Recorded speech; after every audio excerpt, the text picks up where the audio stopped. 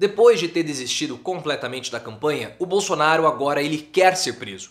E eu tenho essa percepção porque os ataques que o Bolsonaro tem feito ao TSE, ao pleito, às urnas, deixaram de ser meros questionamentos e passaram a ser reiterações de crimes. Porque muitas coisas que o Bolsonaro tem falado a respeito do TSE e das urnas já foram esclarecidas pelo próprio tribunal. E quando ele faz isso, ele reitera crimes. E eu vejo que essa busca pela prisão pode ser, para o Bolsonaro, um expurgo para se livrar logo de toda essa ansiedade e pressão que ele tem sofrido nesses últimos tempos. Mas eu quero saber a sua opinião. Você concorda que o Bolsonaro ele está buscando a prisão ou é somente uma estratégia atabalhoada por parte do presidente? Deixe seu like e envie também um superchat para o vídeo clicando nesse botão de valeu aí embaixo. E nós temos que entender essa condição psicológica do Bolsonaro. Porque ele sofre muita pressão, ainda mais nesses últimos meses, e ele está tendo um ataque de nervos. Porque o Bolsonaro, ele nunca quis ser presidente, pessoal. Nós temos que sempre lembrar disso. Ele venceu 2018 não querendo vencer.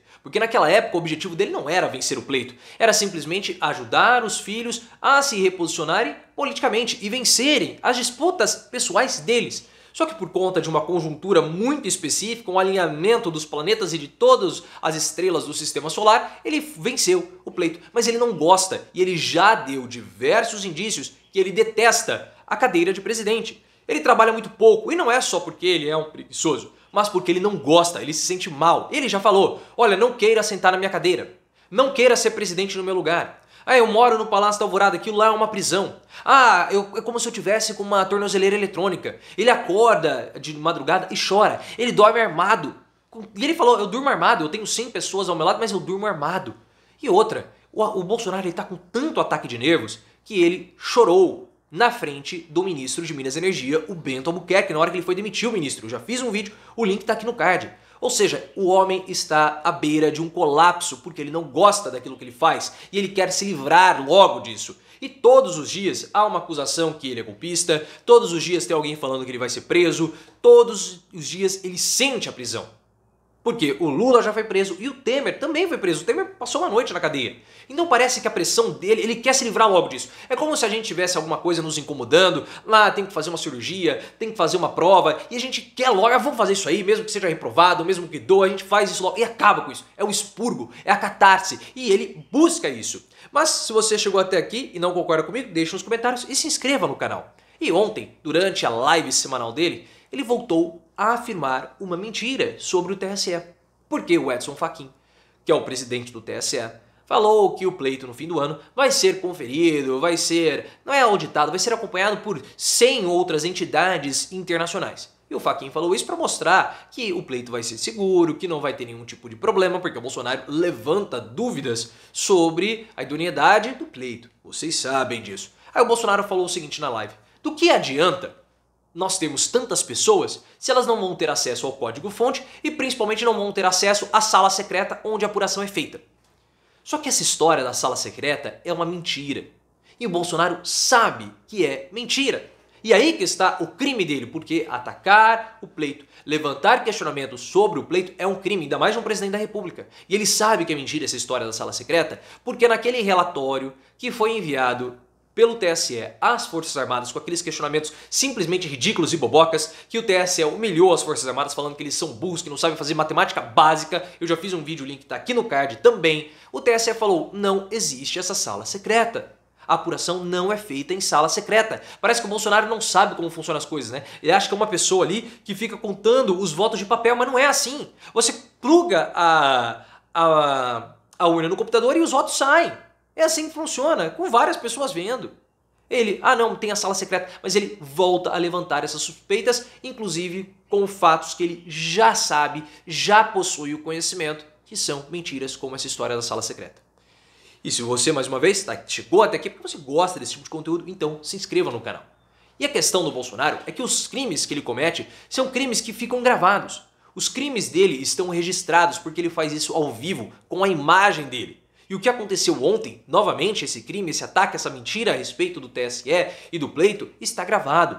Como está também gravado, nós não podemos esquecer disso, aquele vazamento sigiloso que o Bolsonaro cometeu justamente contra o TSE, quando ele, junto com outras pessoas, tiveram acesso a um documento que era um documento sigiloso e ele vazou essa informação.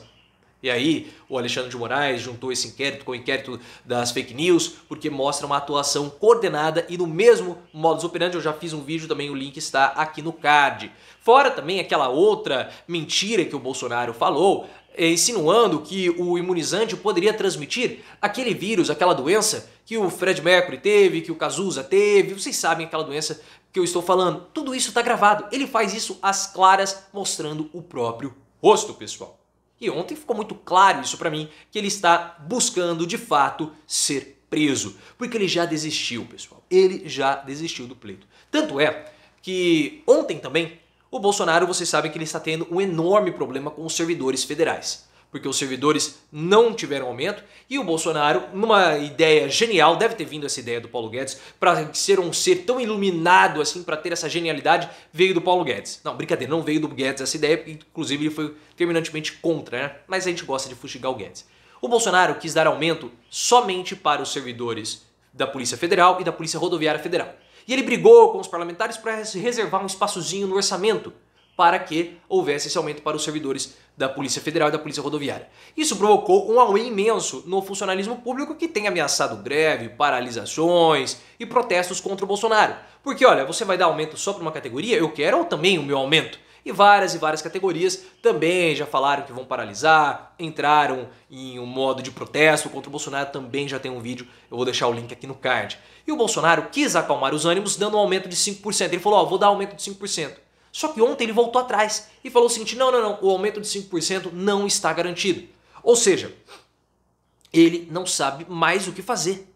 Ele não sabe como lidar com essa insatisfação dos servidores, que foi ele mesmo que criou. Ele não deveria ter desejado aumento somente para uma categoria. Ele quis fazer isso, então esse é um problema que ele criou. Ele não sabe como lidar com o problema dos servidores, ele não sabe como lidar com o problema da inflação, ele não sabe lidar com o problema da economia, ele não sabe lidar com absolutamente nada e ele não apresenta absolutamente nada. O máximo que ele vai apresentar é uma fotinha com o Elon Musk, pessoal. E só.